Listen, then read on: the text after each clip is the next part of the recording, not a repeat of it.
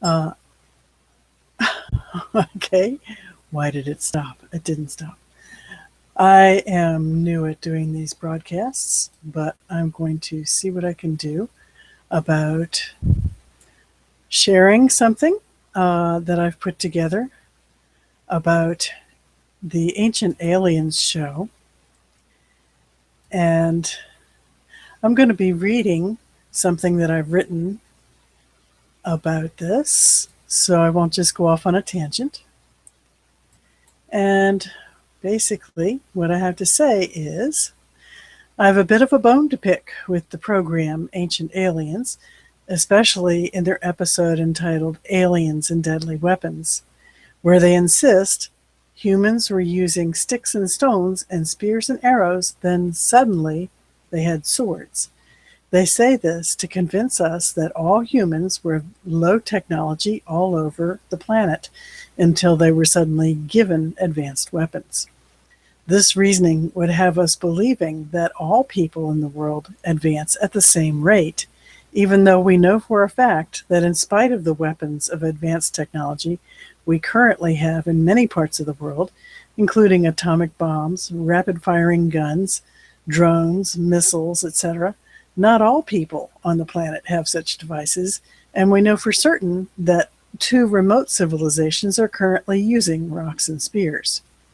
I will put some links for the Senetalese people and some other people. They're uncontacted tribes which are located in the jungles of South America, New Guinea, and a remote and beautiful and the remote and beautiful North Senetal Island of the Indian Ocean.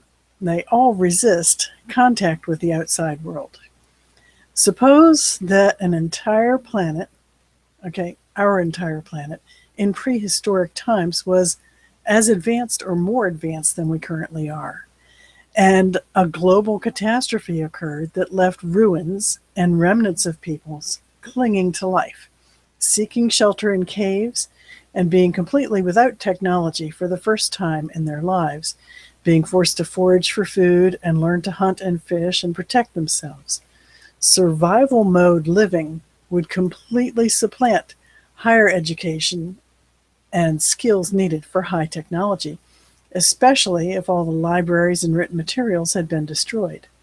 Suddenly, all of Earth would be primal. I'm not saying we never had contact with aliens.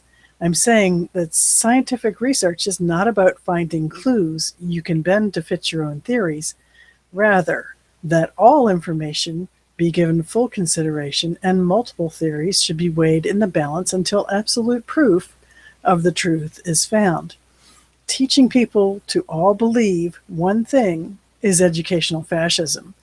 Teaching people to look for all of the evidence and make wise speculations is actual education.